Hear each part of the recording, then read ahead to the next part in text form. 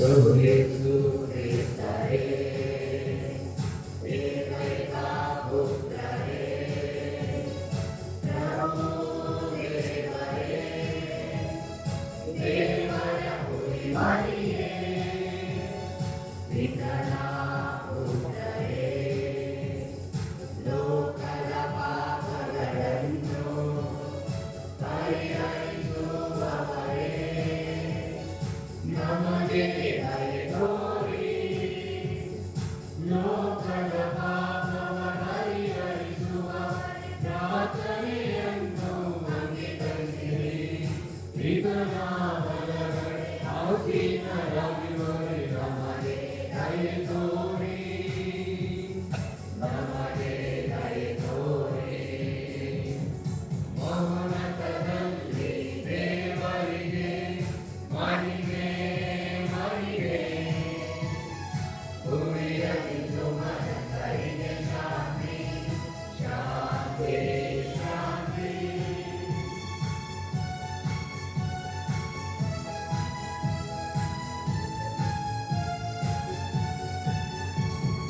ನೀವೊಬ್ಬರೇ ಶುದ್ಧರು, ನೀವೊಬ್ಬರೇ ಪ್ರಭು, ನೀವೊಬ್ಬರೇ ಉನ್ನತರು, ಯೇಸು ಕ್ರಿಸ್ತರೇ.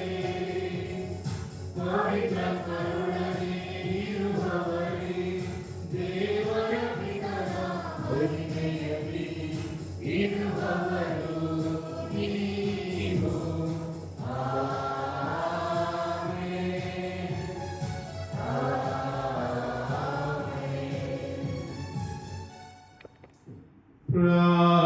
ಪ್ರಾರ್ಥಿಸೋಣ.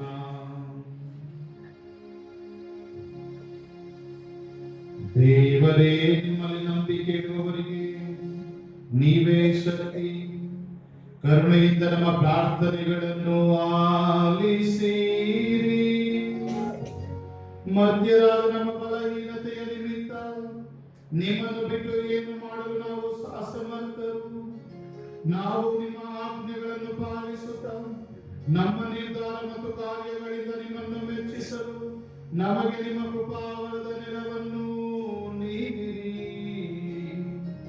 ನಿಮ್ಮೊಂದಿಗೆ ಪವಿತ್ರಾತ್ಮರ ಐಕ್ಯದಲ್ಲಿ ದೇವರಾಗಿ ಯುಗ ಯುಗಾಂತರಕ್ಕೂ ಜೀವಿಸಿ ಆಳುವ ನಮ್ಮ ಪ್ರಭು ನಿಮ್ಮ ಪುತ್ರರು ಆಗಿರುವ ಯೇಸು ಕ್ರಿಸ್ತರ ಮುಖಾಂತರ ನಿಮ್ಮನ್ನು ಪ್ರಾರ್ಥಿಸುತ್ತೇವೆ.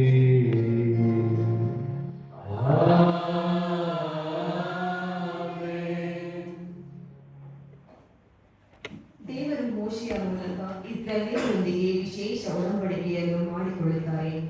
ಈ ಮೂಲಕ ಇಸ್ರಾಯೇಲರನ್ನು ಈಜಿಪ್ಟಿನ ದಾಸ್ಯದಿಂದ ಬಿಡುಗಡೆ ಮಾಡಿ ತನ್ನ ಸ್ವಂತ ಜನರನ್ನಾಗಿ ರಾಜ ಯಾಜಕ ವಂಶವನ್ನಾಗಿ ಮಾಡಲು ಬಯಸುತ್ತಾರೆ.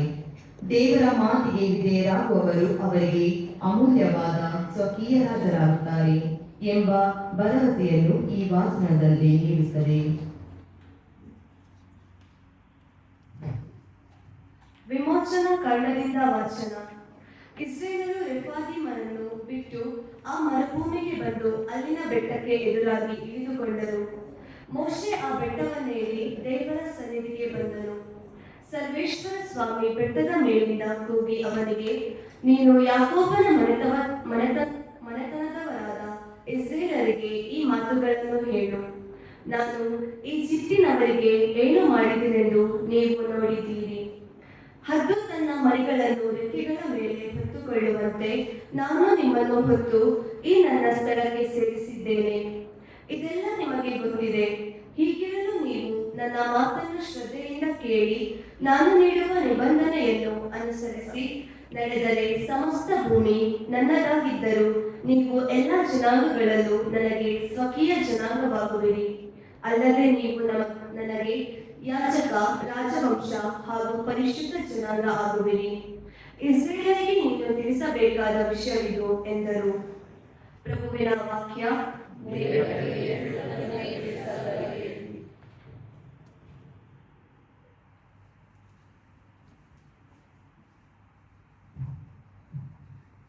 ಶ್ಲೋಕ. ಸೃಷ್ಟಿಕರ್ತನ ಜನ ಆತನೇ ಮೇಯಿಸುವ ಕುರಿಗಳು ನಾವು. ಸೃಷ್ಟಿಕರ್ತನ ಜನ ಆತನೇ ಮೇಯಿಸುವ ಕುರಿಗಳು ನಾವು. ಭೂನಿವಾಸಿಗಳೇ, ಜಯಘೋಷ ಮಾಡಿ ಪ್ರಭುವಿಗೆ, ಅತಿ ಸಂತೋಷದಿಂದ ಸೇವೆ ಮಾಡಿ ಆತನಿಗೆ. ಶ್ಲೋಕ. ಸೃಷ್ಟಿಕರ್ತನ ಜನ ಆತನೇ ಮೇಯಿಸುವ ಕುರಿಗಳು ನಾವು. ಪ್ರಭುವೇ, ದೇವರೆಂಬುದನ್ನು ಮರೆತು ಬಿಡಬೇಡಿ. ನೀವು ನಮ್ಮ ಸೃಷ್ಟಿಕರ್ತ, ಆತನವರು ನಾವು, ಆತನ ಜನ, ಆತನೇ ಮೇಯಿಸುವ ಕುರಿಗಳು ನಾವು. ಶ್ಲೋಕ. ಸೃಷ್ಟಿಕರ್ತನ ಜನ ಆತನೇ ಮೇಯಿಸುವ ಕುರಿಗಳು ನಾವು. ಹೌದು, ಪ್ರಭುವಿನಿಂದ ಒಳ್ಳೆಯವನು ಇರುವುದನ್ನರ್ಥ ಪ್ರೀತಿ ಯುಗಯುಗಕ್ಕೂ, ಆತನ ಸತ್ಯತೆ ತಲತಲಾಂತರಕ್ಕೂ. ಶ್ಲೋಕ. ಸೃಷ್ಟಿಕರ್ತನ ಜನ ಆತನೇ ಮೇಯಿಸುವ ಕುರಿಗಳು ನಾವು.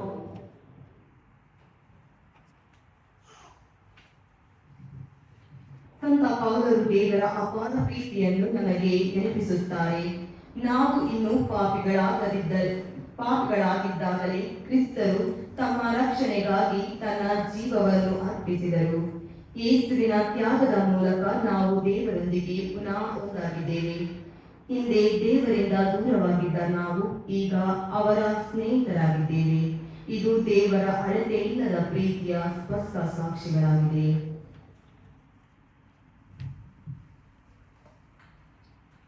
ಪೌಲನು ರೋಮನರಿಗೆ ಬರೆದ ಪತ್ರದಿಂದ ವಾಚನ. ಸಹೋದರರೇ, ನಾವು ಪಾಪದಿಂದ ದುರ್ಬಲರಾಗಿದ್ದಾಗಲೇ ನಿಯಮಿತ ಕಾಲದಲ್ಲಿ ಕ್ರಿಸ್ತ ಯೇಸು ಪಾಪಿಗಳಿಗೋಸ್ಕರ ಪ್ರಾಣತ್ಯಾಗ ಮಾಡಿದರು. ನೀತಿವಂತನಿಗಾಗಿ ಒಬ್ಬನು ತನ್ನ ಪ್ರಾಣ ಕೊಡುವುದು ವಿರಳ. ಸತ್ಪುರುಷನಿಗಾಗಿ ಒಬ್ಬನು ತನ್ನ ಪ್ರಾಣವನ್ನು ಕೊಟ್ಟನು. ಆದರೆ ನಾವಿನ್ನು ಪಾಪಿಗಳಾಗಿರುವಾಗಲೇ ಕ್ರಿಸ್ತ ಯೇಸು ನಮಗೋಸ್ಕರ ಪ್ರಾಣತ್ಯಾಗ ಮಾಡಿದರು. ಇದರಿಂದ ನಮ್ಮ ಮೇಲೆ ದೇವರಿಗಿರುವ ಪ್ರೀತಿ ಎಷ್ಟೆಂದು ವ್ಯಕ್ತವಾಗುತ್ತದೆ.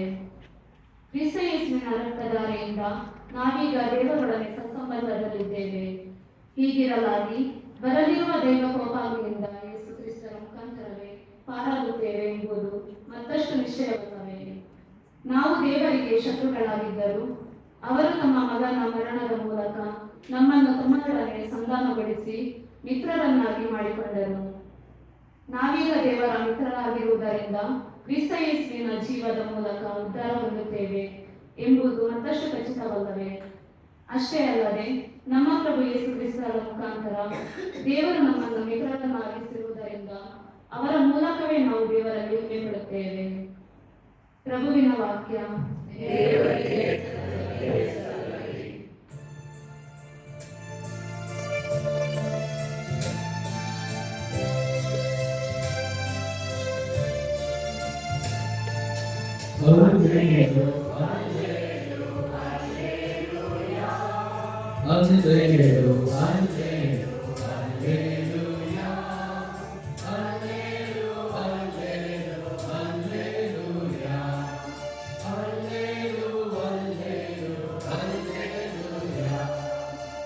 ನಿಮಗೆ ಸಂತೋಷ, ಆನಂದ, ಉಲ್ಲಾಸ, ಸ್ವಾಮಿಯ ಸಂದೇಶ ಜಗತ್ತೆಲ್ಲ ಆದೇಶ, ಈ ದಿನದ ಸುವಿಶೇಷ,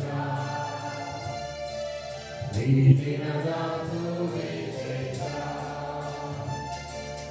ಅಲ್ಲೇಲು ಅಲ್ಲೇಲು ಅಲ್ಲೇಲೂಯ, ಅಲ್ಲೇಲು ಅಲ್ಲೇಲು ಅಲ್ಲೇಲೂಯ, ಅಲ್ಲೇಲು ಅಲ್ಲೇಲು ಅಲ್ಲೇಲೂಯ, ಅಲ್ಲೇಲು ಅಲ್ಲೇಲು ಅಲ್ಲೇಲೂಯ. ಪ್ರಭು ನಿಮ್ಮೊಡನೆ ಇರಲಿ. ನಿಮ್ಮ ಆತ್ಮದೊಡನೆಯೂ ಇರಲಿ.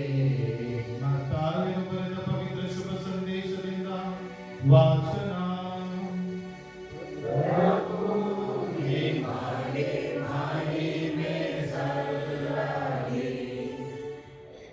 ಆ ಕಾಲದಲ್ಲಿ ಯೇಸು ಊರುಗಳಲ್ಲೂ ಹಳ್ಳಿ ಹಳ್ಳಿ ಹಳ್ಳಿಗಳಲ್ಲೂ ಸಂಚಾರ ಮಾಡುತ್ತಾ ಅಲ್ಲಿಯ ಪ್ರಾರ್ಥನಾ ಮಂದಿರಗಳಲ್ಲಿ ಬೋಧಿಸುತ್ತಾ ಇದ್ದರು.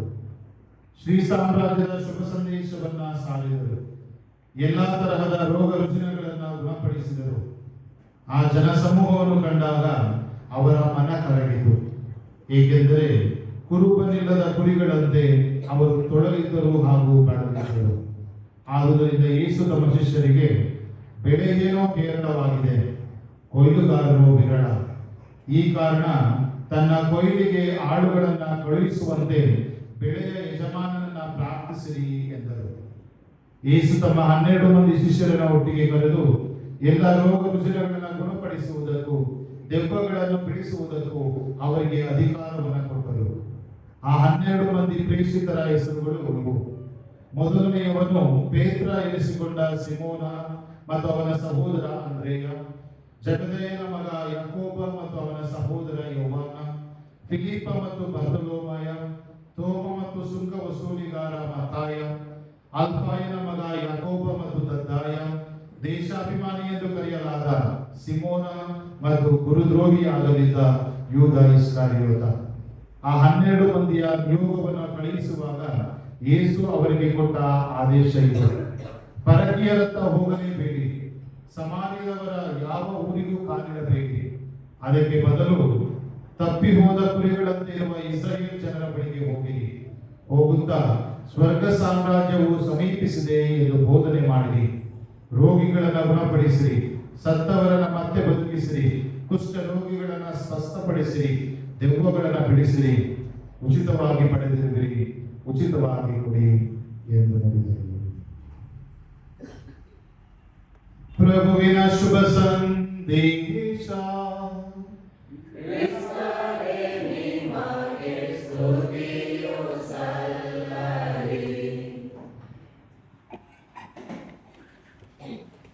ಪ್ರಭು ಕ್ರಿಸ್ತರಲ್ಲಿ ಪ್ರೀತಿಯ ಸಹೋದರ ಸಹೋದರಿಯರೇ, ಇಂದಿನ ಪ್ರಬೋಧನೆ ಪ್ರಾರಂಭಿಸುವುದಕ್ಕೆ ಮುಂಚೆ ಒಂದು ಎಕ್ಸರ್ಸೈಸ್.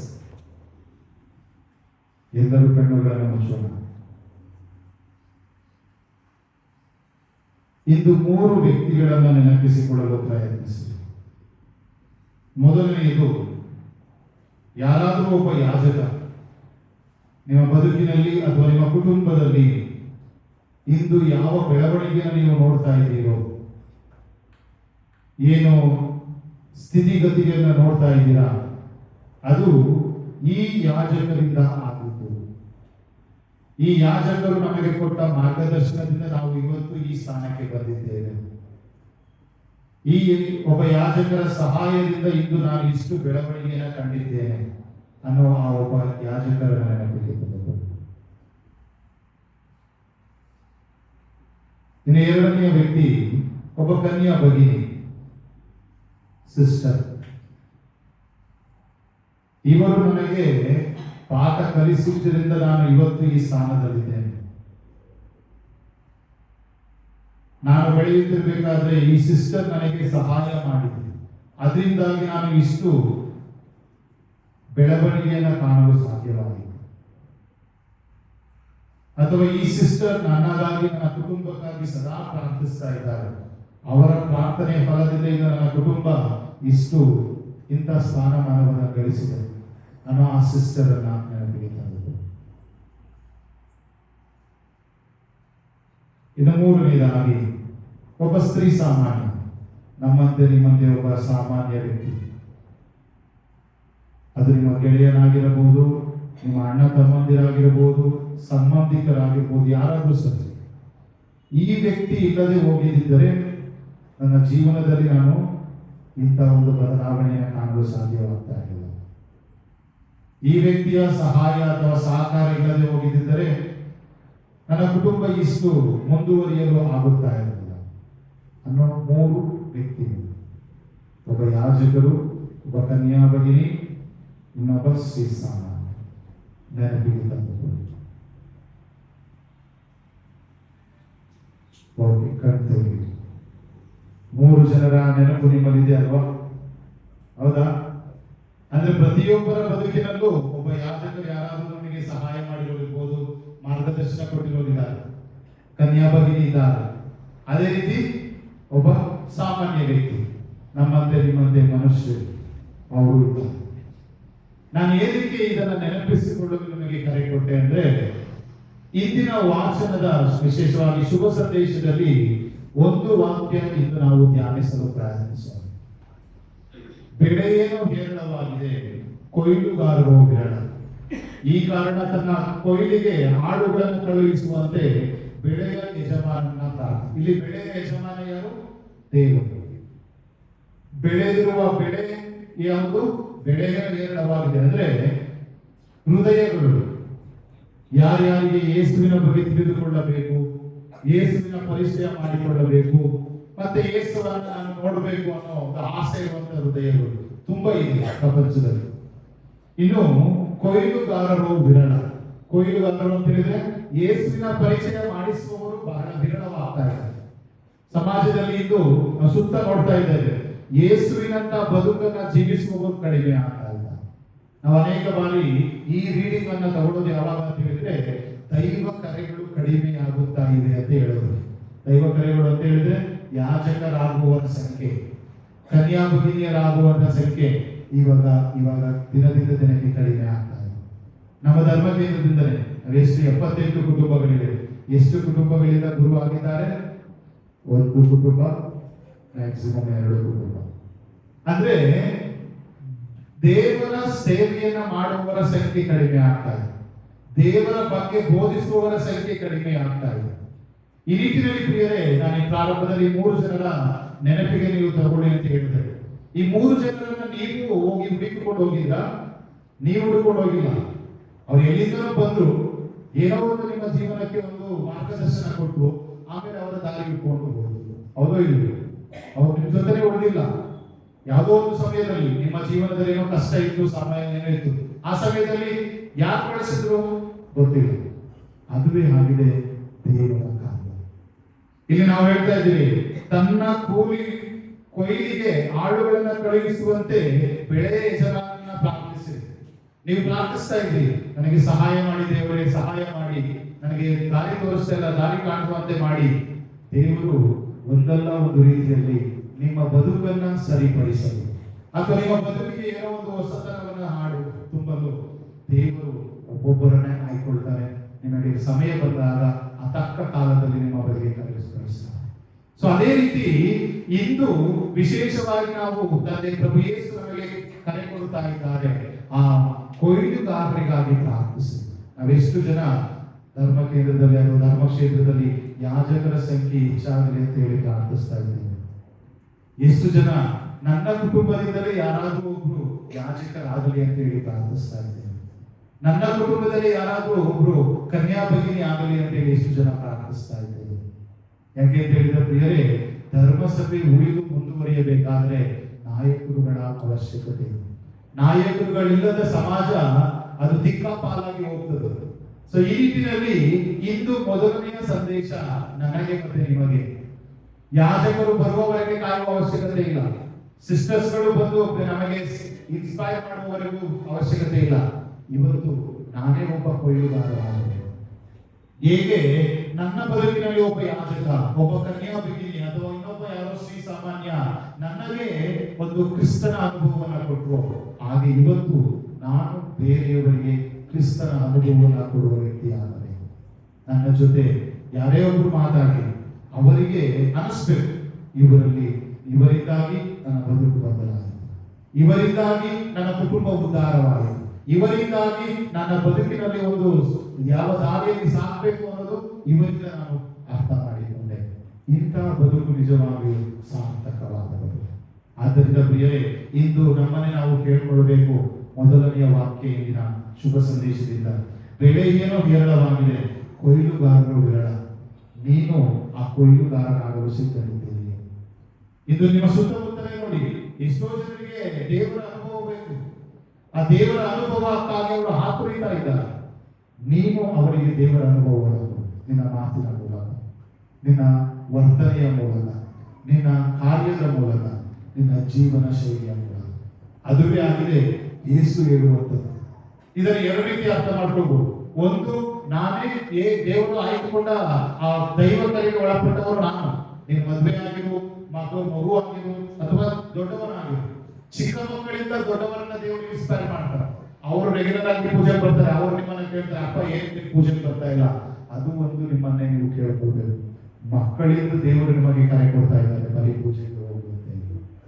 ಅಂದ್ರೆ ಪ್ರಿಯ ಸಹೋದರ ಸಹೋದರಿಯರೇ, ದೇವರು ಯಾರನ್ನು ಬೇಕಾದ್ರೂ ಯೂಸ್ ಮಾಡಬಹುದು ತನ್ನ ಸಂದೇಶವನ್ನ ಈ ಪ್ರಪಂಚಕ್ಕೆ. ಅದು ಸಣ್ಣ ಮಗು ಆಗಿರ್ಬೋದು, ವೃದ್ಧ ವಯಸ್ಕರಾಗಿರ್ಬೋದು, ಯೌವನಸ್ಥಿಕೆಯಲ್ಲಿರುವಂತ ಯುವಕರಾಗಿರ್ಬೋದು, ಅಥವಾ ಮದುವೆಯಾಗಿ ದಾಂಪತ್ಯ ಜೀವನವನ್ನು ಜೀವಿಸುವ ನೀವಾಗಿರ್ಬೋದು. ಆದ್ರೆ ನಾವು ಸಿದ್ಧರಿದ್ದೇವೆ ಆ ದೇವರ ಸೇವೆಯನ್ನ ಮಾಡಲು, ದೇವರ ಶುಭ ಸಂದೇಶವನ್ನ ಸಾರಲು ನಮ್ಮನ್ನ ಕೇಳುವ. ಇನ್ನು ಎರಡನೇದಾಗಿ ಇಂದು ಧ್ಯಾನಿಸುವ ಎರಡನೆಯ ಅಂಶ, ಉಚಿತವಾಗಿ ಪಡೆದಿದ್ದೀರಿ, ಉಚಿತವಾಗಿ ಕೊಡು. ಇವತ್ತು ನಮ್ಮನ್ನೇ ಕೇಳ್ಕೊಳ್ಳೋದು, ನಾನು ಏನೇನೋ ಉಚಿತವಾಗಿ ಪಡೆದಿದ್ದೇನೆ. ನೀವು ಹೇಳ್ಬೋದು, ಇಂದು ನಾನು ಏನಿದೆ ನನ್ನ ಮನೆಯಲ್ಲಿ, ಕಾರ್ ಇರ್ಬೋದು, ಬಂಗಲೆ ಇರ್ಬೋದು, ಇದೆಲ್ಲ ನಾನು ದುಡಿದು ಶ್ರಮಿಸಿ ಪಡೆದಂತ ಒಂದು ಸಾಧನೆ. ನನ್ನಿಂದ, ನನ್ನ ಶ್ರಮದಿಂದ ನಾನು ಇಷ್ಟೆಲ್ಲವನ್ನು ಸಾಧಿಸಿದ್ದೇನೆ. ಹೌದು, ಆದರೆ ಆ ಶ್ರಮ ಪಡಲು ಬೇಕಾದ ಆರೋಗ್ಯ ಭಾಗ್ಯ ಕೊಟ್ಟವರು ಯಾರು? ಆ ಶ್ರಮವನ್ನ ಪಡಲು ಬೇಕಾದ ನಿಮ್ಮ ದೈಹಿಕ ಶಕ್ತಿಯನ್ನು ಕೊಟ್ಟವರು ಯಾರು? ಇದು ಸಮಾಜದಲ್ಲಿ ಎಷ್ಟೋ ಅಂಗವಿಕಲರಿದ್ದಾರೆ. ಒಂದು ವೇಳೆ ನೀವು ಅಂಗವಿಕಲನಾಗಬಹುದಾಗಿದ್ದೇನೆ. ಎಷ್ಟೋ ಜನರಿಗೆ ಆಕ್ಸಿಡೆಂಟ್ ಆಗಿ, ಅಪಘಾತಗಳಿಗೆ ಒಳಗಾಗಿ ಅರ್ಧಂಬರ್ಧ ಜೀವನ ಸಾಗಿಸುವಾಗಲೇ ಬೆಡ್ರಿಡನ್ ಆಗಿರ್ತಾರೆ. ಆದ್ರೆ ನೀವು ಮಾತ್ರ ಒಳ್ಳೆಯ ರೀತಿಯಲ್ಲಿ ಜೀವನವನ್ನು ಸಾಗಿಸಲು ನೆರವಾಗ್ತಾ ಇದ್ದಾರೆ. ಯಾರು ಇದಕ್ಕೆ ಕಾರಣ? ದೇವರ ಅನುಗ್ರಹ. ಆ ದೇವರ ಅನುಗ್ರಹ ಮೊತ್ತ ಮೊದಲನೇದಾಗಿ ನಿಮಗೆ ಉಚಿತವಾಗಿ ಕೊಡಲ್ಪಟ್ಟಿದೆ. ಯಾರಾದ್ರೂ ಇಲ್ಲಿ ದೇವರಿಗೆ ಲಂಚ ಕೊಟ್ಟಿದ್ದೀರಾ? ನಾನು ಇಷ್ಟು ಕೊಡ್ತೇನೆ, ನನಗೆ ಪ್ರತಿ ವರ್ಷ ಒಳ್ಳೆ ಆರೋಗ್ಯ ಭಾಗ್ಯ ಕೊಡಿ ಅಂತೇಳಿ. ಅಥವಾ ನೀವು ಯಾರಾದ್ರೂ ನಿಮ್ಮ ತಂದೆ ತಾಯಿಗಳು ನಿಮಗೆ ಪ್ರೀತಿಯನ್ನು ಕೊಡ್ತಾರೆ, ಎಷ್ಟು ಪ್ರೀತಿಸ್ತಾರೆ ನಿನ್ನ, ಅವರಿಗೆ ಲಂಚ ಕೊಟ್ಟಿದ್ದೀರಾ? ನನಗೆ 30 ವರ್ಷ ಆಗತಕ್ಕ ಚೆನ್ನಾಗಿ ನೋಡ್ಕೊಳ್ಳಿ ಅಂತ ಹೇಳಿ ಇಷ್ಟು ದುಡ್ಡು ಕೊಟ್ಟಿದ್ದೀರಾ? ಎಲ್ಲವೂ ಉಚಿತ. ಯಾವುದೂ ಸಹ ನಾವು ನಮ್ಮನ್ನೇ ನನ್ನ ಸಾಧನೆಯಿಂದ ನಾನು ಮಾಡಿದ್ದೀನಿ ಅಂತ ಹೇಳ್ಕೊಳ್ಳೋದಕ್ಕೆ ಈ ಭೂಲೋಕದಲ್ಲಿ ಯಾವುದೂ ಇರೋದಿಲ್ಲ. ದೇವರ ಅನುಗ್ರಹ ಉಚಿತ, ದೇವರ ಪ್ರೀತಿ ಉಚಿತ, ತಂದೆ ತಾಯಿಗಳು ಸ್ನೇಹಿತರ ಬಾಳು ನಿಮಗೆ ಉಚಿತ. ಏಕೆ ಅಂತ ಹೇಳಿದ್ರೆ ಈ ಪ್ರಪಂಚದಲ್ಲಿ ಸ್ನೇಹಿತರನ್ನ ಯಾವತ್ತೂ ಕೊಂಡ್ಕೊಳ್ಳೋದಕ್ಕೆ ಆಗೋದಿಲ್ಲ. ನೀವೊಂದು 1000 ರೂಪಾಯಿ ಎಷ್ಟೋ ಅಮೌಂಟ್ ಕೊಟ್ಬಿಟ್ಟು ನನಗೆ 1 ವರ್ಷದ ಮಟ್ಟಿಗೆ ಸ್ನೇಹಿತನಾಗಿರು, ಅದು ಗಂಡನಾಗಿರು, ಹೆಂಡತಿ ಆಗಿರು ಅಂದ್ರೆ ಅದು ಅಲ್ಲಿ ನಿಸ್ವಾರ್ಥ ಪ್ರೀತಿಯನ್ನು ಸಿಗಲು ಸಾಧ್ಯವಿಲ್ಲ. ಅಂದ್ರೆ ದೇವರು ಕೊಡುವುದೆಲ್ಲವೂ ಉಚಿತವಾಗಿದೆ.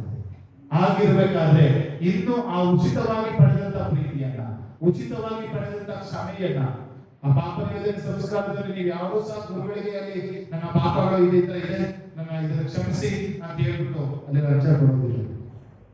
ಕ್ಷಮೆಯನ್ನು ಸಹ ಕೊಂಡುಕೊಳ್ಳಲು ಯಾರಿಂದಲೂ ಸಾಧ್ಯವಿಲ್ಲ.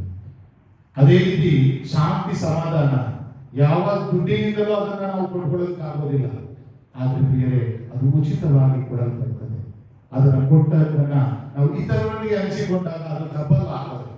ನೀವು ಪ್ರೀತಿಯನ್ನ ಪಡೆದಿದ್ದೀರಾ, ಪ್ರೀತಿಯನ್ನ ನಿಮ್ಮ ಪಕ್ಕದ ಮನೆಯವರಿಗೆ ಹಂಚಿ, ನಿಮ್ಮ ನೆರೆಹೊರೆಯವರಿಗೆ ಹಂಚಿ, ನಿಮ್ಮ ಸಂಬಂಧಿಕರಿಗೆ ಹಂಚಿ, ಅದು ಡಬಲ್ ಆಗ್ತಾ ಹೋಗ್ತದೆ. ಅದರ ಖುಷಿ ಆನಂದವೇ ಬೇರೆ. ಆದ್ರಿಂದ ಇಂದು ಪ್ರಭು ಯೇಸು ಆ ಶಿಷ್ಯರಿಗೆ ಹೇಳ್ತಾ ಇದ್ದಾರೆ, ರೋಗಿಗಳನ್ನು ಗುಣಪಡಿಸಿರಿ, ಸತ್ತವರನ್ನ ಮತ್ತೆ ಬದುಕಿಸಿರಿ, ಕುಷ್ಠ ರೋಗಿಗಳನ್ನ ಸ್ವಸ್ಥಪಡಿಸಿರಿ, ದೆವ್ವಗಳನ್ನ ಬಿಡಿಸಿರಿ. ಇದನ್ನು ನಿಮಗೆ ಉಚಿತವಾಗಿ ಕೊಡ್ತಾ ಇದ್ದೇನೆ, ಈ ಒಂದು ವರವನ್ನ. ಆದ್ರಿಂದ ನೀವು ಹೋಗಿ ಉಚಿತವಾಗಿ ಕೊಡಿ. ಇಂದು ನಮ್ಮನ್ನು ನಾವು ಕೇಳ್ಕೊಳ್ಳೋಣ, ನನ್ನ ಬದುಕಿನಲ್ಲಿ, ನನ್ನ ಕುಟುಂಬದಲ್ಲಿ ಏನನ್ನ ಉಚಿತವಾಗಿ ಕೊಡ್ತೇನೆ, ಮತ್ತೆ ಎಷ್ಟನ್ನ ನಾನು ಉಚಿತವಾಗಿ ಕೊಡ್ತಾ ಇದ್ದೇನೆ. ಬರೀ ಪಡೆಯೋದಷ್ಟೇ ಅಲ್ಲ, ಕೊಡುವುದು ಸಹ ಮುಖ್ಯ. ಆ ಪ್ರೀತಿಯನ್ನು ನಾವು ಯಾವುದೇ ಲಾಭಲೇಶವಿಲ್ಲದೆ, ಅವನು ನನಗೆ ಅದು ಮಾಡಿದ್ದಾನೆ, ಈ ಕುಟುಂಬ ನನಗೆ ಹೀಗೆ ಮಾಡಿದೆ, ನಾನು ಅವರಿಗೆ ಏನು ಕೊಡೋದಿಲ್ಲ, ಏನು ಪ್ರೀತಿ ತೋರಿಸೋದಿಲ್ಲ, ಆ ತರ ಮಾಡ್ತಾ ಚೌಕಾಸಿ ಮಾಡುವುದಾದ್ರೆ ಪ್ರಭು ಯೇಸು ಹೇಳುವ ಹಾಗೆ ಉಚಿತವಾಗಿ ಪಡೆದಿರುವುದನ್ನು ನಾವು ಉಚಿತವಾಗಿ ಕೊಡುತ್ತಾ ಇಲ್ಲ ಇರುವಾಗ. ಆದ್ದರಿಂದ ಎರಡನೇ ವಾಕ್ಯ ಎಂದು ನಮ್ಮನ್ನ ಧ್ಯಾನಿಸಲು, ಉಚಿತವಾಗಿ ಏನನ್ನ ಪಡೆದಿದ್ದೇನೆ ಮತ್ತು ಏನನ್ನ ನಾನು ಬೇರೆಯವರಿಗೆ ಕೊಡ್ತಾ ಇದ್ದೇನೆ. ಇನ್ನು ಮೂರನೇದಾಗಿ ಬಹಳ ಸುಂದರವಾದಂತ ವಾಕ್ಯ, ಹತ್ತು ತನ್ನ ಮರಿಗಳನ್ನ ರೆಕ್ಕೆಯ ಮೇಲೆ ಹೊತ್ತುಕೊಳ್ಳುವಂತೆ ನಾನು ನಿಮ್ಮನ್ನ ಹೊತ್ತು ಈ ನನ್ನ ಸ್ಥಳಕ್ಕೆ ಸೇರಿಸಿದ್ದೇನೆ. ಇಸ್ರಾಯೇಲ್ಗೆ ದೇವರು ಹೇಳ್ತಾರೆ, ಈ ಹತ್ತುಗಳು 2 ಕಾರಣಕ್ಕಾಗಿ ತನ್ನ ಮರಿಗಳನ್ನ ತನ್ನ ಹೆಗಲ ಮೇಲೆ ಹಾಕೊಂಡು ಹಾಕ್ತದೆ. ಮೊದಲನೇದು ಶತ್ರುಗಳಿಂದ ಆ ಮರಿಗಳನ್ನು ರಕ್ಷಿಸುವುದಕ್ಕಾಗಿ. ಆ ಯಾವುದಾದ್ರೂ ಮರಿ ಹತ್ತು ತನ್ನ ಮರಿಗಳನ್ನ ಏನಾದ್ರೂ ತಿನ್ನಕ್ಕೆ ಬರ್ತದೆ ಅಂತ ಹೇಳಿದ್ರೆ ಅದು ಮಾಡೋ ಮೊದಲನೇ ಕರ್ತವ್ಯ ಏನಂದ್ರೆ ಆ ಮರಿಗಳನ್ನ ತನ್ನ ಹೆಗಲ ಮೇಲೆ ತನ್ನ ಎರಡು ರೆಕ್ಕೆಗಳ ಮೇಲೆ ಕೂರಿಸ್ಕೊಳ್ತದೆ, ಮತ್ತೆ ಹೈಟ್ ಆಗಿ ಹಾರಿ ಹೋಗ್ತದೆ. ಆದ್ರೆ ಅಲ್ಲಿಗೆ ಯಾರು ಸಹ ಎಣಕಬಾರದು, ಯಾರ ಶತ್ರುನು ಸಹ ಬಂದು ಅದನ್ನ ನನ್ನಿಂದ ಕಸ್ಕೋಬಾರದು ಅಂತ ಹೇಳಿ ಸುರಕ್ಷತೆಯನ್ನ ಮಾಡ್ತದೆ. ದೇವರು ಸಹ ಅದೇ ವಾಕ್ಯವನ್ನ ಇಂದು ನಿಮಗೂ ನುಡಿತಾ ಇದ್ದಾರೆ, ನಿಮ್ಮ ಕುಟುಂಬಗಳಿಗೂ ನುಡಿತಾ ಇದ್ದಾರೆ. ನೀವು ನನ್ನ ಮರಿಗಳು ಇದ್ದ ಹಾಗೆ, ನನ್ನ ಮಕ್ಕಳಿದ್ದ ಹಾಗೆ, ನಿಮ್ಮನ್ನ ನಾನು ಅಷ್ಟು ಬೇಗನೆ ಕೈ ಬಿಡೋದಿಲ್ಲ, ನಿಮ್ಮನ್ನು ನಿಮ್ಮ ಶತ್ರುಗಳಿಗೆ ಅಷ್ಟು ಬೇಗ ಸಿಗುವಾಗಿ ಮಾಡೋದಿಲ್ಲ, ನಿಮ್ಮನ್ನ ರಕ್ಷಿಸುತ್ತೇನೆ, ನಿಮ್ಮನ್ನ ಕಾಪಾಡುತ್ತೇನೆ ಎಂದು ಪ್ರಭು ದೇವರು ಆ ಒಂದು ಸಂದೇಶವನ್ನು ಕೊಡ್ತಾರೆ. ಇನ್ನು ಎರಡನೇ ಕಾರಣ, ಏಕೆ ಹದ್ದು ತನ್ನ ಮರಿಗಳನ್ನು ತನ್ನ ರೆಕ್ಕೆಗಳ ಮೇಲೆ ಹಾಕೊಂಡು ಮೇಲಕ್ಕೆ ಹಾಕುತ್ತೆ ಅಂತ ಹೇಳಿದ್ರೆ, ಮೇಲಕ್ಕೆ ಅವರನ್ನು ತಗೊಂಡೋಗಿ ಕೆಳಗೆ ಬಿಸಾಡ್ತಾರೆ ಆ ಮರಿಗಳನ್ನು. ಹದ್ದಿನ ಗುಣ ಇದು. ಏನಕ್ಕೆ ಬಿಸಾಡ್ತದೆ? ಆ ಮರಿಗಳು ಸಾಯಿದೆ ಅಂತ ಅಲ್ಲ, ಬದಲಾಗಿ ಯಾವಾಗಾದ್ರೂ ಆ ಮರಿಗಳನ್ನ ಕೆಳಗೆ ಬಿಸಾಕ್ತದೋ ಆಗ ಆ ಮರಿಗಳು ಹಾರುವುದಕ್ಕೆ ಕಲಿತವೆ, ಚೆನ್ನಾಗಿ ಹಾರುತ್ತವೆ, ಆ ತಾಯಿಗಿಂತಲೂ ಎತ್ತರಕ್ಕೆ ಹೋಗುವಂತ ಶಕ್ತಿಯನ್ನ ಪಡೀತವೆ. ಅಂದ್ರೆ ಬೆಳವಣಿಗೆಯನ್ನ ನೀವು ಹೇಳ್ಬಹುದು, ದೇವರು ನಮ್ಮನ್ನು ಅಷ್ಟು ಕಾಯ್ದು ರಕ್ಷಿಸೋದಾದ್ರೆ ಯಾಕೆ ಕಷ್ಟಗಳ ಮೇಲೆ ಕಷ್ಟ, ನೋವಿನ ಮೇಲೆ ನೋವು? ಕಾರಣ ನಿಮ್ಮ ಬದುಕಿನಲ್ಲಿ ನಿಮ್ಮನ್ನ ಬೆಳೆಸಲು. ಯಾಕೆ ಅಂತ ಹೇಳಿದ್ರೆ ಪ್ರಿಯರೇ, ಯಾವಾಗಲೂ ಸಪೋರ್ಟ್ ಕೊಡ್ತಾ ಇದ್ರೆ ಆ ವ್ಯಕ್ತಿ ತನ್ನ ಶಕ್ತಿಯನ್ನ ತಾನು ಅರಿತುಕೊಳ್ಳುವುದಿಲ್ಲ. ಒಬ್ಬ ಲೇಖಕ ಈಗ ಹೇಳ್ತಾನೆ, ಯಾವ ದೇವರು ಸಹ ನಿಮ್ಮ ಕೈಯಲ್ಲಿ ನಿಮ್ಮ ಶಕ್ತಿಗೆ ಮೀರಿದ ಕಷ್ಟವನ್ನ ಕೊಡೋದಿಲ್ಲ.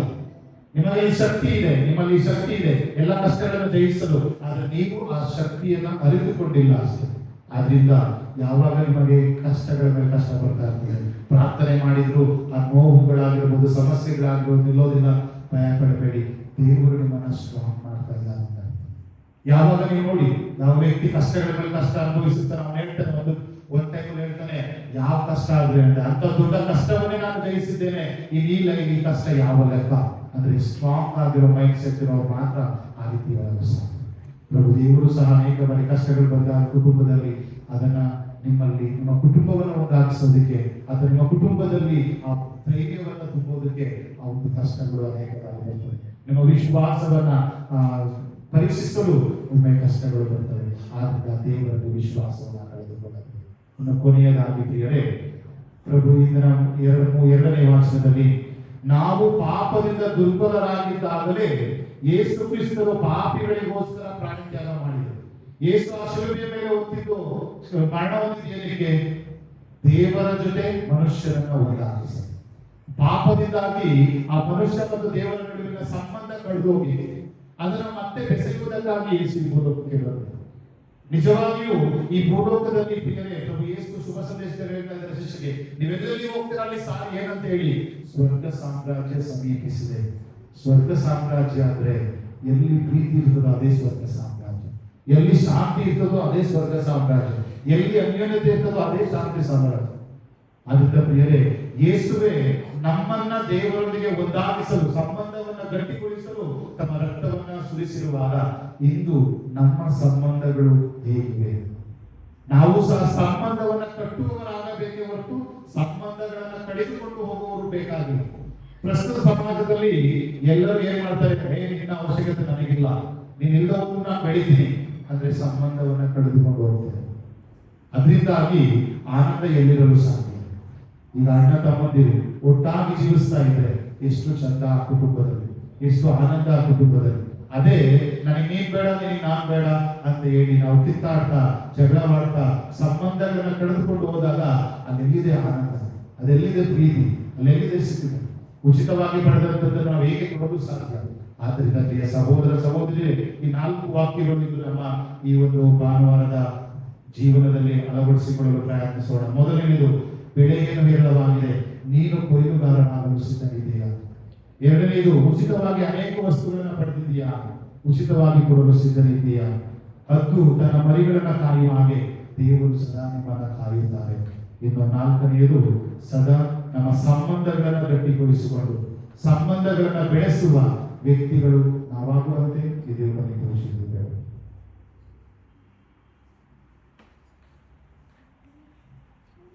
ನಾವೆಲ್ಲರೂ ಎದ್ದು ನಿಂತು ನಮ್ಮ ಕ್ರೈಸ್ತ ವಿಶ್ವಾಸವನ್ನು ಪ್ರಕಟಿಸೋಣ. ಸ್ವರ್ಗವನ್ನು ಭೂಮಿಯನ್ನು ಸೃಷ್ಟಿಸಿದ ಸರ್ವಶಕ್ತ ದೇವರನ್ನು ವಿಶ್ವಾಸಿಸುತ್ತೇನೆ. ಪುತ್ರರು ನಮ್ಮ ಪ್ರಭುವಾದ ಯೇಸು ಕ್ರಿಸ್ತನನ್ನು ವಿಶ್ವಾಸಿಸುತ್ತೇನೆ. ಇವರು ಪವಿತ್ರಾತ್ಮರಿಂದ ಗರ್ಭಧರಿಸಿದ ಕನ್ಯಾಮರಿಯ ಮನದಲ್ಲಿ ಜನಿಸಿದರು. ಪೊಂತಿಯಸ್ ಪಿಲಾತನ ಅಧಿಕಾರದಲ್ಲಿ ಯಾತನೆಯನ್ನು ಅನುಭವಿಸಿ ಶಿಲುಬೆಗೆ ಏರಿಸಲ್ಪಟ್ಟು ಮೃತರಾಗಿ ಸಮಾಧಿ ಮಾಡಲ್ಪಟ್ಟರು. ಪಾತಾಳಕ್ಕೆ ಇಳಿದು ಮೂರನೆಯ ದಿನ ಮೃತರಾಗಿ ಪುನರುತ್ಥಾನರಾಗಿ ಎದ್ದರು. ಸ್ವರ್ಗಕ್ಕೆ ಏರಿ ಸರ್ವಶಕ್ತ ದೇವರ ಬಲಗಡೆಯಲ್ಲಿ ಆಸೀನರಾಗಿದ್ದಾರೆ. ಆದ್ದರಿಂದ ಜೀವಂತರಿಗೂ ಮೃತರಿಗೂ ತೀರ್ಪು ಕೊಡಲು ಬರುವರು. ಪವಿತ್ರ ಆತ್ಮನನ್ನು ವಿಶ್ವಾಸಿಸುತ್ತೇನೆ. ಪವಿತ್ರ ಆತ್ಮನೆಯುಳ್ಳ ಧರ್ಮಸಭೆಯನ್ನು ಸಂತರ ಅನ್ಯೋನ್ಯತೆಯನ್ನು ಪ್ರಾರ್ಥಿಸುತ್ತೇನೆ. ಪಾಪ ಪರಿಹಾರವನ್ನು ವಿಶ್ವಾಸಿಸುತ್ತೇನೆ. ಮೃತರ ಪುನರುತ್ಥಾನವನ್ನು ವಿಶ್ವಾಸಿಸುತ್ತೇನೆ. ನಿತ್ಯ ಜೀವವನ್ನು ವಿಶ್ವಾಸಿಸುತ್ತೇನೆ. ಆಮೆನ್. ಪ್ರಿಯ ಸಹೋದರ ಸಹೋದರಿಯರೇ, ತಂದೆ ದೇವರು ಇಂದು ನಮಗೊಂದು ಭರವಸೆಯನ್ನು ಕೊಡುತ್ತಿದ್ದಾರೆ. 10 ತಲೆಮಾರುಗಳನ್ನು ಕಾಯುವ ಹಾಗೆ ನಮ್ಮನ್ನ ಕಾದು ಸಂರಕ್ಷಿಸುತ್ತಾರೆ. ಆ ನಂಬಿಕೆ ವಿಶ್ವಾಸದಲ್ಲಿ ನಮ್ಮೆಲ್ಲ ಕೋರಿಕೆಗಳ ಭಿನ್ನಗಳನ್ನ ಆ ತಂದೆ ದೇವರಿಗೆ ಸಮರ್ಪಿಸೋಣ.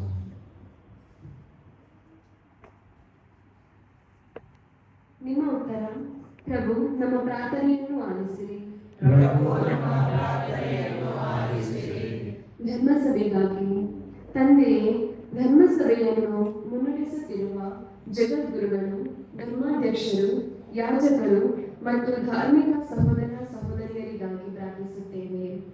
ಅವರು ಪ್ರೇಷಿತರಂತೆ ವಿಶ್ವಾಸದಿಂದ ನಿಮ್ಮ ಸುವಾರ್ತೆಯನ್ನು ಸಾರುತ್ತಾ ಜನರನ್ನು ನಿಮ್ಮ ಕಡೆಗೆ ನಡೆಸಲಿ.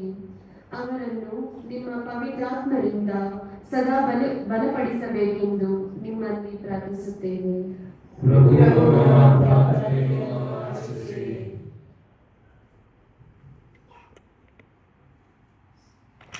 ಸಮಾಜದ ಒಳಿತಿಗಾಗಿ ತಂದೆಯೇ, ನಮ್ಮ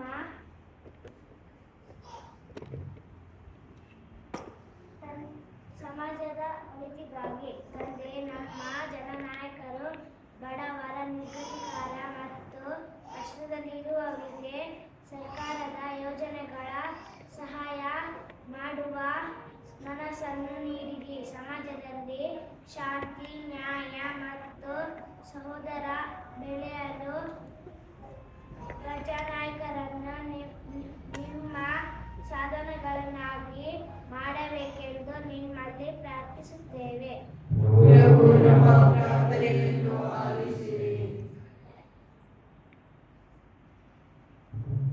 ದೇವರ ವಾಕ್ಯದಂತೆ ಬದುಕಲು ತಂದೆಯೇ, ಇಸ್ರಾಯೇಲರಿಗೆ ನೀವು ನೀಡಿದ ವಾಗ್ದಾನದಂತೆ ನಾವು ಸಹ ನಿಮ್ಮ ವಾಕ್ಯವನ್ನು ಆಲಿಸಿ ಅದರಂತೆ ಬದುಕುವ ಕೃಪೆಯನ್ನು ದಯಪಾಲಿಸಿರಿ.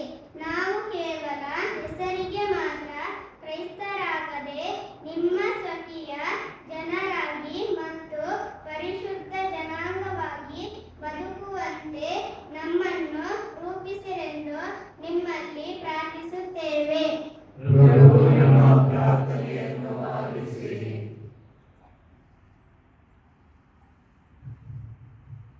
ಪ್ರೀತಿ ಮತ್ತು ಕ್ಷಮೆಯ ಜೀವನಕ್ಕಾಗಿ ತಂದೆಯೇ, ನಾವು ಪಾಪಿಗಳಾಗಿದ್ದಾಗಲೇ ಕ್ರಿಸ್ತರು ನಮಗಾಗಿ ತಮ್ಮ ಜೀವನವನ್ನು ಅರ್ಪಿಸಿ ನಮ್ಮನ್ನು ನಿಮ್ಮೊಡನೆ ಒಂದಾಗಿಸಿದ್ದರು.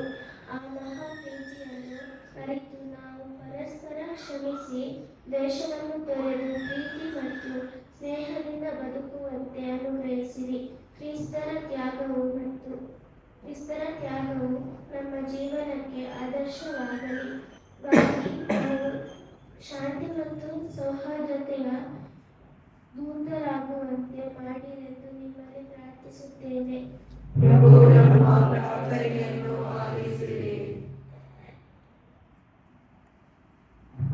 ಉತ್ತಮ ಕ್ರೈಸ್ತ ಸಾಕ್ಷಿಯಾಗಿ ತಂದೆಯೇ, ದೇವವಾಕ್ಯದ ಪಥದಲ್ಲಿ ಸಾಗುತ್ತಾ ನಮ್ಮ ನಡೆ ನುಡಿಯ ಮೂಲಕ ಪ್ರಭು ಯೇಸುವಿನ ಸುವಾರ್ತೆಯನ್ನು ಸಾರುವಂತಾಗಲಿ.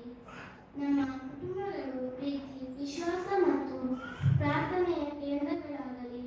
ನಾವು ಇರುವ ಎಲ್ಲೆಡೆ ನಮ್ಮ ಪ್ರಾಮಾಣಿಕತೆ, ದಯೆ ಮತ್ತು ಸೇವಾ ಮನೋಭಾವದ ಮೂಲಕ ನಿಮ್ಮ ಸನ್ನಿಧಿಯನ್ನು ಪ್ರತಿಬಿಂಬಿಸುವ ಅನುಗ್ರಹವನ್ನು ದಯಪಾಲಿಸಿರೆಂದು ನಿಮ್ಮಲ್ಲಿ ಪ್ರಾರ್ಥಿಸುತ್ತೇವೆ.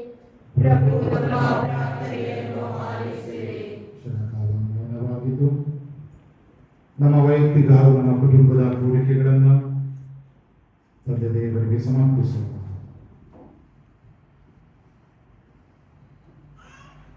ವಿಶೇಷವಾಗಿ ನಮ್ಮ ಧರ್ಮಕ್ಕಿಂತ ಎಲ್ಲ ಮಕ್ಕಳು ಸರ್ವತೋಮುಖ ಅಭಿವೃದ್ಧಿಯನ್ನು ಕಾಣುವಂತಾಗಲೆಂದು ಪವಿತ್ರಾತ್ಮ ಸಪ್ತವರಗಳಿಂದ ತುಂಬಲ್ಪಡಲೆಂದು ಪ್ರಾರ್ಥಿಸೋಣ.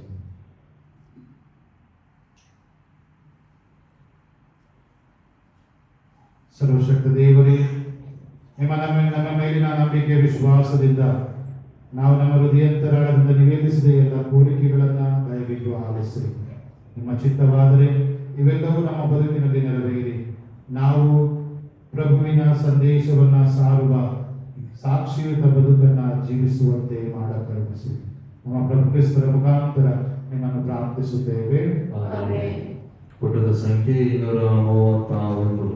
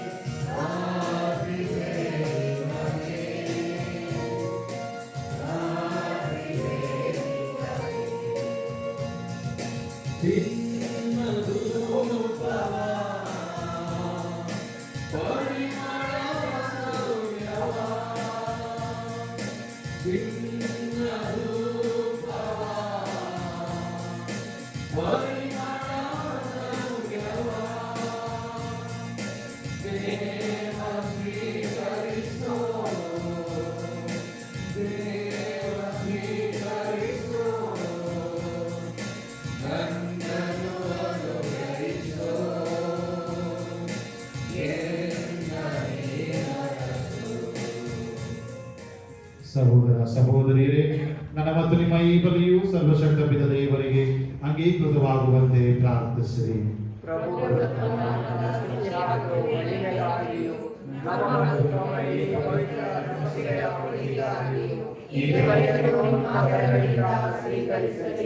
ಪ್ರಭು, ನಾವು ಇಲ್ಲಿ ತಂದಿರುವ ಕಾಣಿಕೆಗಳ ಮೂಲಕ ನೀವು ಮಾನವ ಸ್ವಭಾವದ ಇಮ್ಮಡಿ ಅಗತ್ಯಗಳನ್ನು ಪೂರೈಸುತ್ತೀರಿ.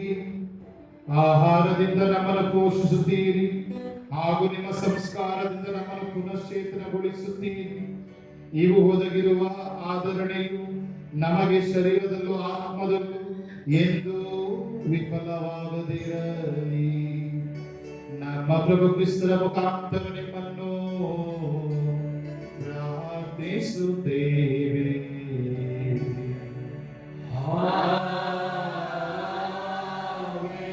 ಪ್ರಭು ನಿಮ್ಮೊಡನೆ ಇರಲಿ. ನಿಮ್ಮ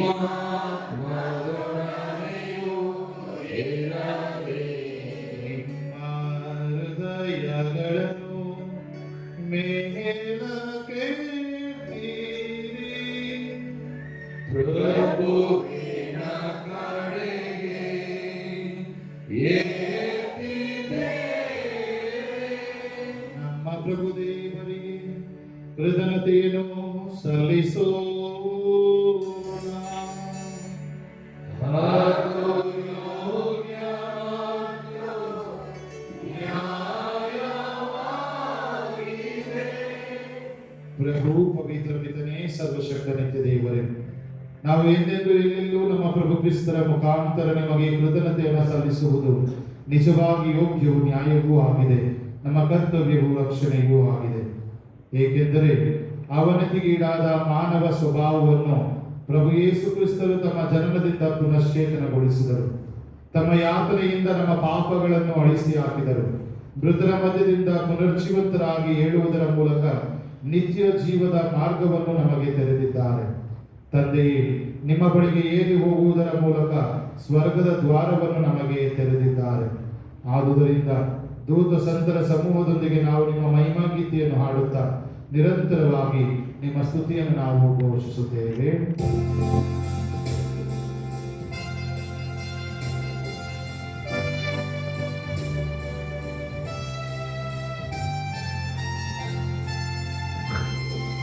ಪರಿಶುದ್ಧರು, ಪರಿಶುದ್ಧರು, ಪರಿಶುದ್ಧರು, ಪರಿಶುದ್ಧರು, ಸೇನಾಧೀಶ್ವರ ಪ್ರಭುದೇವರು. ಪರಿಶುದ್ಧರು, ಪರಿಶುದ್ಧರು, ಪರಿಶುದ್ಧರು, ಪರಿಶುದ್ಧರು. ಈ ಪರಗಳು ನಿಮ್ಮ ಮಹಿಮೆಯಿಂದ ತುಂಬಿವೆ ಮಹೋನ್ನತದಲ್ಲಿ. ಹೋಸನ್ನ. ಈ ಪರಗಳು ನಿಮ್ಮ ಮಹಿಮೆಯಿಂದ ತುಂಬಿವೆ ಮಹೋನ್ನತದಲ್ಲಿ. ಹೋಸನ್ನ, ಹೋಸನ್ನ, ಹೋಸನ್ನ, ಹೋಸನ್ನ, ಹೋಸನ್ನ. ಪ್ರಭುವಿನ ನಾಮದಲ್ಲಿ ಬರುವವರು ಸ್ತುತಿಗೆ ಪಾತ್ರರು. ಪ್ರಭುವಿನ ನಾಮದಲ್ಲಿ ಬರುವವರು ಸ್ತುತಿಗೆ ಪಾತ್ರರು. ಮಹೋನ್ನತದಲ್ಲಿ ಹೋಸನ್ನ, ಮಹೋನ್ನತದಲ್ಲಿ ಹೋಸನ್ನ, ಮಹೋನ್ನತದಲ್ಲಿ ಹೋಸನ್ನ, ಮಹೋನ್ನತದಲ್ಲಿ ಹೋಸನ್ನ. ಪ್ರಭು, ನೀವು ನಿಜವಾಗಿಯೂ ಪರಿಶುದ್ಧರು, ಸರ್ವ ಪರಿಶುದ್ಧತೆಯ ಬಗೆಯೂ ನೀವೆ. ಈ ಕೊಡುಗೆಗಳ ಮೇಲೆ ನಿಮ್ಮ ಪವಿತ್ರ ಆತ್ಮರ ನೀರಿಯಂತೆ ಸುರಿಸಿ ಪಾವನಗೊಳಿಸಿರೆಂದು ಪ್ರಾರ್ಥಿಸುತ್ತೇವೆ. ನಮಗೆಯೂ ನಮ್ಮ ಪ್ರಭು ಯೇಸು ಕ್ರಿಸ್ತರ ಪೂಜ್ಯ ಶರೀರ ಮತ್ತು ರಕ್ತವಾಗುವಂತೆ ಮಾಡಿ. ಅವರನ್ನು ಪರಾಧೀನ ಮಾಡಲಾದ ಸಮಯದಲ್ಲಿ ಸ್ವಾಯಿಚ್ಛೆಯಿಂದ ತಮ್ಮ ಯಾತನೆಗೆ ಒಳಗಾದಾಗ ಅವರು ರೊಟ್ಟಿಯನ್ನು ತೆಗೆದುಕೊಂಡು ಕೃತಜ್ಞತಾ ಸ್ತೋತ್ರವನ್ನು ಸಲ್ಲಿಸಿ ಅದನ್ನು ಮುರಿದು ತಮ್ಮ ಶಿಷ್ಯರಿಗೆ ಕೊಡುತ್ತಾ ಹೀಗೆಂದರು, ತೆಗೆದುಕೊಳ್ಳಿ, ಇದನ್ನು ನೀವೆಲ್ಲರೂ ಭುಜಿಸಿರಿ, ಏಕೆಂದರೆ ಇದು ನಿಮಗಾಗಿ ಒಪ್ಪಿಸಲಾಗುವ ನನ್ನ ಶರೀರ.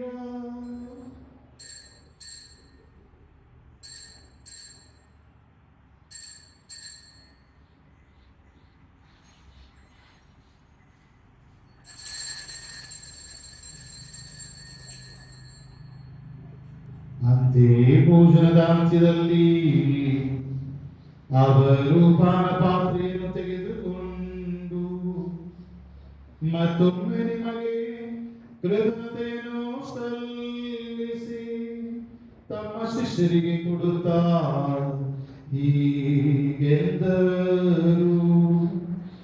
ತೆಗೆದುಕೊಳ್ಳಿ ಮತ್ತು ಇದರಿಂದ ನೀವೆಲ್ಲರೂ ಪಾನ ಮಾಡಿರಿ. ಏಕೆಂದರೆ ಇದು ಹೊಸ ಮತ್ತು ಅನಂತ ಒಡಂಬಡಿಕೆಯ ನನ್ನ ರಕ್ತದ ಪಾತ್ರೆ. ಈ ರಕ್ತವು ನಿಮ್ಮ ಮತ್ತು ಅನೇಕರ ಪಾಪಗಳ ಪರಿಹಾರಕ್ಕಾಗಿ ಸುರಿಸಲಾಗುವುದು. ಇದನ್ನು ನನ್ನ ಸ್ಮರಣೆಗಾಗಿ ಮಾಡಿರಿ.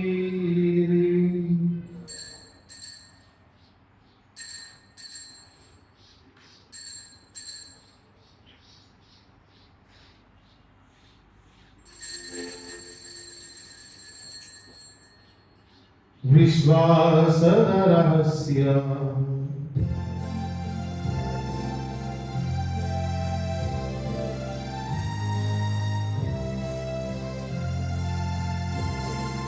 ಪ್ರಭು ನಿಮ್ಮ ಮರಣವನ್ನು ಸಾರುತ್ತೇವೆ. ಪ್ರಭು ನಿಮ್ಮ ಮರಣವನ್ನು ಸಾರುತ್ತೇವೆ. ನೀವು ಮರಣಿದರು ವಚನ ನಿಮ್ಮ ಪುನರುತ್ಥಾನವನ್ನು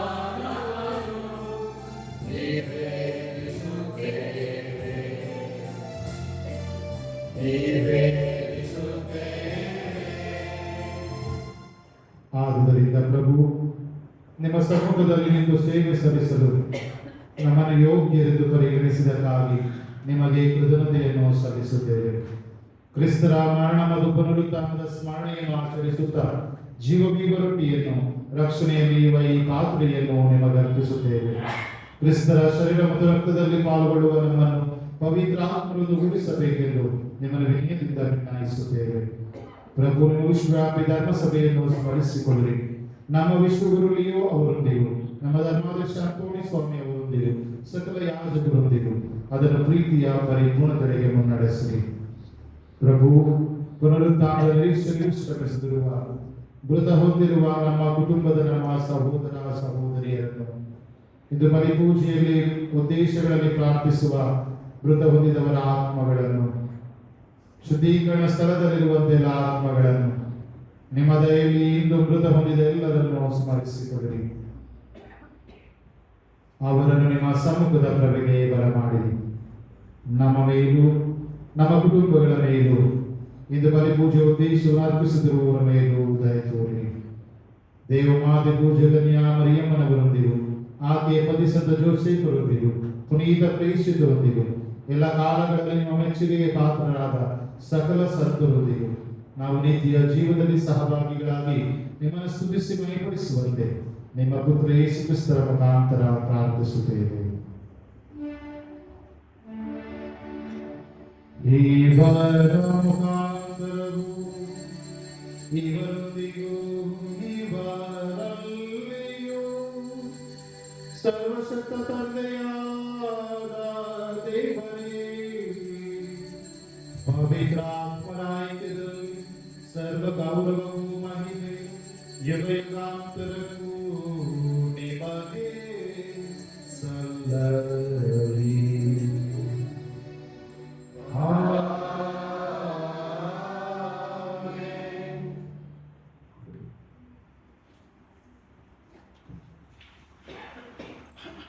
ವಾಚನಗಳು ನಮಗೆ ಕೊಡುವ 4 ಸಂದೇಶಗಳನ್ನು ಅರಿತು ಜೀವಿಸುತ್ತಾ ನಮ್ಮ ಬದುಕು ಕ್ರಿಸ್ತನ ಮತ್ತೋರ್ವ ರೂಪವಾಗುವಂತೆ, ನಮ್ಮ ನಡೆನುಡಿಗಳ ಮೂಲಕ ಕ್ರಿಸ್ತನ ಅನುಭವವನ್ನು ಇತರರಿಗೆ ಹಂಚುವಂತ ಬದುಕು ನಮಗಾಗುವಂತೆ ಆ ದಿವ್ಯ ಬಲಿ ಈ ಒಂದು ಪ್ರಭುವಿನ ಪ್ರಾರ್ಥನೆಯೊಂದಿಗೆ ಪ್ರಾರ್ಥಿಸೋಣ. ಸ್ವರ್ಗದಲ್ಲಿರುವ ನಮ್ಮ ತಂದೆಯೇ, ನಿಮ್ಮ ನಾಮ ಪೂಜಿತವಾಗಲಿ, ನಿಮ್ಮ ರಾಜ್ಯ ಬರಲಿ, ನಿಮ್ಮ ಚಿತ್ತ ಸ್ವರ್ಗದಲ್ಲಿ ನೆರವೇರುವ ಪ್ರಕಾರ ಭೂಮಿಯಲ್ಲಿಯೂ ನೆರವೇರಲಿ. ನಮ್ಮ ಅನುದಿನದ ಆಹಾರವನ್ನು ಇಂದು ನಮಗೆ ನೀಡಿರಿ. ನಮಗೆ ತಪ್ಪು ಮಾಡಿದವರನ್ನು ನಾವು ಕ್ಷಮಿಸುವ ಪ್ರಕಾರ ನಮ್ಮ ಪಾಪಗಳನ್ನು ಕ್ಷಮಿಸಿರಿ. ನಮ್ಮನ್ನು ಶೋಧನೆಗೆ ಒಳಪಡಿಸದೆ ಕೇಡಿನಿಂದ ನಮ್ಮನ್ನು ರಕ್ಷಿಸಿರಿ. ಪ್ರಭು ಸಕಲ ಕೇಡುಗಳಿಂದ ನಮ್ಮನ್ನು ರಕ್ಷಿಸಿರೆಂದು ಪ್ರಾರ್ಥಿಸುತ್ತೇವೆ. ನಿಮ್ಮ ದಯೆಯ ನೆರವನ್ನು ಪಡೆದು ಪಾಪಗಳಿಂದ ನಾವು ವಿಮುಕ್ತರಾಗಿ ಎಲ್ಲ ರೀತಿಯ ಸಂಕಷ್ಟಗಳಿಂದ ಸುರಕ್ಷಿತರಾಗಿರುವಂತೆ ನಮ್ಮ ಜೀವಮಾನದಲ್ಲಿ ಶಾಂತಿಯನ್ನ ಕರುಣಿಸಿರಿ. ನಾವು ಸ್ವರ್ಗಾನಂದವನ್ನು ನಮ್ಮ ರಕ್ಷಕ ಯೇಸು ಕ್ರಿಸ್ತರ ಆಗಮನವನ್ನು ನಿರೀಕ್ಷಿಸುತ್ತಿದ್ದೇವೆ. ಏಕೆಂದರೆ ರಾಜ್ಯಭಾರವು, ಅಧಿಕಾರವು, ಮಹಿಮೆಯು ಯುಗಯುಗಾಂತರಕ್ಕೂ ನಿಮ್ಮದೇ. ಪ್ರಭು ಯೇಸು ಕ್ರಿಸ್ತರು ನಿಮ್ಮ ಪ್ರೇಷಿತರಿಗೆ ನಿಮಗೆ ಶಾಂತಿಯನ್ನು ಬಿಟ್ಟು ಹೋಗುತ್ತೇನೆ, ನನ್ನ ಶಾಂತಿಯನ್ನು ನಿಮಗೆ ಕೊಡುತ್ತೇನೆ ಎಂದು ಹೇಳಿದ್ದೀರಿ. ನಮ್ಮ ಪಾಪಗಳನ್ನು ರಕ್ಷಿಸದೆ ನಿಮ್ಮ ಧರ್ಮಸಭೆ ವಿಶ್ವಾಸವನ್ನು ವೀಕ್ಷಿಸಿರಿ. ಅದಕ್ಕೆ ನಿಮ್ಮ ಚಿತ್ತದ ಪ್ರಕಾರ ನಮಗೂ ನಮ್ಮ ಕುಟುಂಬಗಳಿಗೂ ಶಾಂತಿಯನ್ನು, ಐಕ್ಯತೆಯನ್ನು ದಯಪಾಲಿಸಿರಿ. ಯುಗ ಯುಗಾಂತರಕ್ಕೂ ಜೀವಿಸಿ ಆಳುವ ನಿಮ್ಮನ್ನು ಪ್ರಾರ್ಥಿಸುತ್ತೇವೆ. ಪ್ರಭುವಿನ ಶಾಂತಿ ಸದಾ ನಿಮ್ಮೊಂದಿಗಿರಲಿ. ಪರಸ್ಪರ ಕ್ರಿಸ್ತರ ಶಾಂತಿಯನ್ನು ಕೋರೋಣ. ಲೋಕದ ಪಾಪಗಳನ್ನು ಪರಿಹರಿಸುವ ದೇವರ ಕುರಿಮರಿಯೇ, ನಮಗೆ ದಯೆ ತೋರಿ. ಲೋಕದ ಪಾಪಗಳನ್ನು ಪರಿಹರಿಸುವ ದೇವರ ಕುರಿಮರಿಯೇ, ನಮಗೆ ದಯೆ ತೋರಿ. ಲೋಕದ ಪಾಪಗಳನ್ನು ಪರಿಹರಿಸುವ ದೇವರ ಕುರಿಮರಿಯೇ, ನಮಗೆ ಶಾಂತಿ ನೀಡಿರಿ.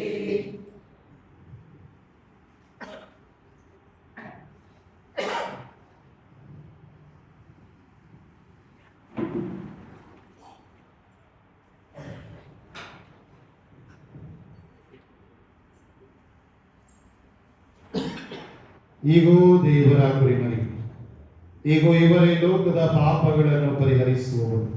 ಕುರಿಮರಿಯ ಭೋಜನಕ್ಕೆ ಆಹ್ವಾನಿತರಾದ ನಾವೆಲ್ಲರೂ ಭಾಗ್ಯವಂತರು. ಪ್ರಭು, ನಾವು ನನ್ನ ಮನೆಯನ್ನು ಪ್ರವೇಶಿಸಲು ನಾನು ಪಾತ್ರನಲ್ಲ, ಆದರೆ ತಾವು ದೇವರನ್ನು ಮಾತನಾಡಿರಿ, ನನ್ನ ಆತ್ಮವು ಸ್ವಸ್ಥವಾಗುವುದು.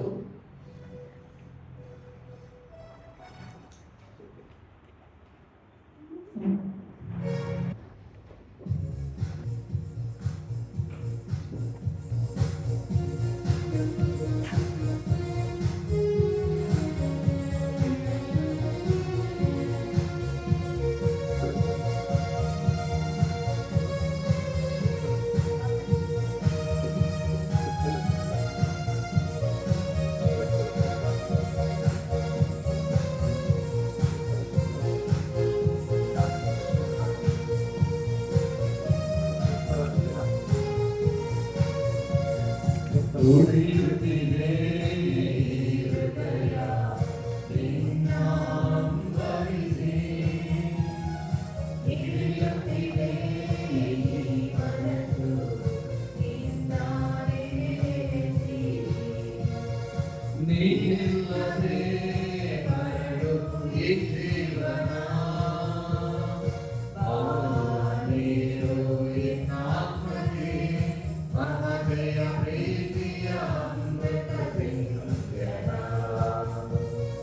ಯೇಸುವೇ ಪ್ರಾಣ ಮಿತ್ರ, ನೀ ನನ್ನ ಜೀವನದ ಚೈತ್ರ. ಅಗಲದಿರು ಎನ್ನ ತೊರೆದು, ನಡೆಸೆನ ಎಂದೆಂದು.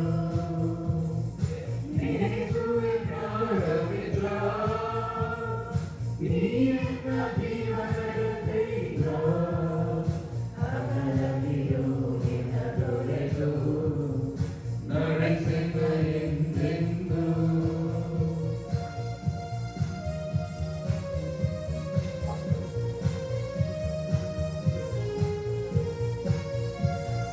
ಹುಡುಕಾಡಿದೆ ನಾ ತೊರೆದು, ನಿನ್ನ ಕಾಡು ಮೇಲೆತ್ತದೆ.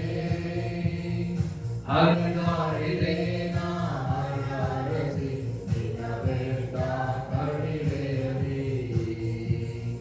ಜಗವೆಲ್ಲ ಹುಡುಕಿ ಹುಡುಕಿ ನಾದನಿದೆ, ಬಾದಿರುವೆ ನಿನಗಾಗಿ ಆತುರ ತವಕದೆ ಹೃದಯದ ಗುಡಿಯಲ್ಲಿ. ಯೇಸುವೇ ಪ್ರಾಣ ಮಿತ್ರ, ನೀ ನನ್ನ ಜೀವನದ ಚೈತ್ರ. ಅಗಲವಿರು ಎನ್ನ ತೊರೆದು, ನಡೆಸೆನ ಎಂದೆಂದು. ಎನ್ನೇಸುವೆ ಪ್ರಾಣ ಮಿತ್ರ, ನೀ ನನ್ನ ಜೀವನದ ಚೈತ್ರ. ಅಗಲವಿರು ಎನ್ನ ತೊರೆದು, ನಡೆಸೆನ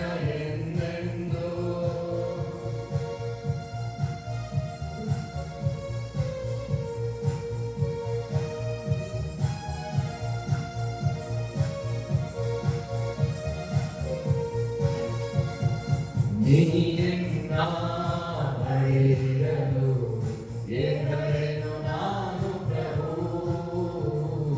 ಲೋಕವೇ ಎದುರಾದರೂ ಎಂದಿಗೂ ನಿನ್ನ ಸಾನ್ನಿಧ್ಯ ಹಂದಿಗೆ ಸರಿಸುವುದು ನಿಶ್ಚಯದಲ್ಲಿ ಸರ್ವ ಜೀವನದಿ ಚೇತನ ಚಿಲುಮೆಯು ತಾನಾಗಿ ಚಿಮ್ಮುವುದು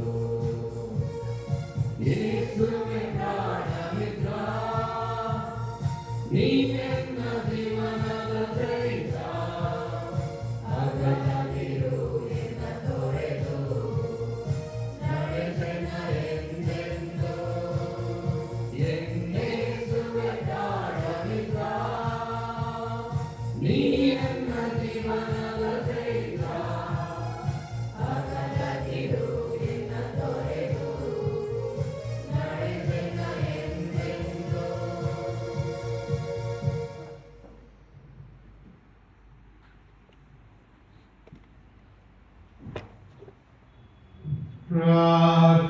ಪ್ರಾರ್ಥಿಸೋಣ. ಪ್ರಭು ನಿಮ್ಮ ಪರಮ ಪ್ರಸಾದದ ಈ ಸ್ವೀಕಾರ ವಿಶ್ವಾಸಿಗಳಿಗೆ ನಿಮ್ಮೊಡನಿರುವ ಐಕ್ಯತೆಯನ್ನು ಸೂಚಿಸುವಂತೆ ನಿಮ್ಮ ಧರ್ಮಸಭೆಯಲ್ಲೂ ಐಕ್ಯತೆಯನ್ನು ತರಲಿ. ಹೀಗೆ ನಾವು ಸ್ವರ್ಗ ಸಾಮ್ರಾಜ್ಯದ ಅನುಭವವನ್ನು ಈ ಭೂಲೋಕದಲ್ಲೇ ಪಡೆಯುವಂತಾಗಲಿ. ನಮ್ಮ ಪ್ರಭು ಕ್ರಿಸ್ತರ ಮುಖಾಂತರ ನಿಮ್ಮನ್ನು ಪ್ರಾರ್ಥಿಸುತ್ತೇವೆ.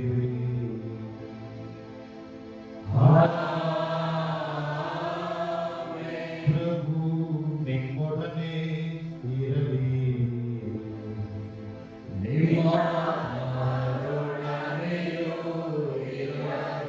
ಸರ್ವಶಕ್ತ ದೇವರಾದ ಪಿತಾ ಸುಧಾ ಮತ್ತು ಪವಿತ್ರಾತ್ಮರು ನಿಮ್ಮನ್ನು ಆಶೀರ್ವದಿಸಲಿ.